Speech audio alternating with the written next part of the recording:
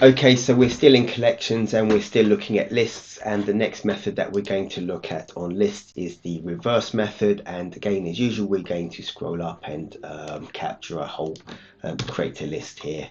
So let's just copy and paste that down here, and we are going to just attempt to do names, which is our list, and then dot reverse. And we will, in fact, we can have a look at where we are, and we've done nearly all of these, and we're down to reverse. So, and we've also got sort left to do, and I think that's it. So we do reverse, and we just see what happens here. Let's just hover over it because it's a bit better. But basically, what does happen, for some reason it's not popping up on the linter, but what actually does happen is that this list here should be reversed in terms of order. And also this particular method doesn't return anything back, so we do get the none back. So we don't get anything back, so we can't do something like x equal names.return. The x would just be none because that method returns nothing back. So we will just do here, let's reverse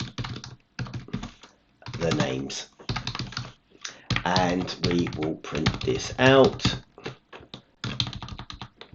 something like this, names reversed.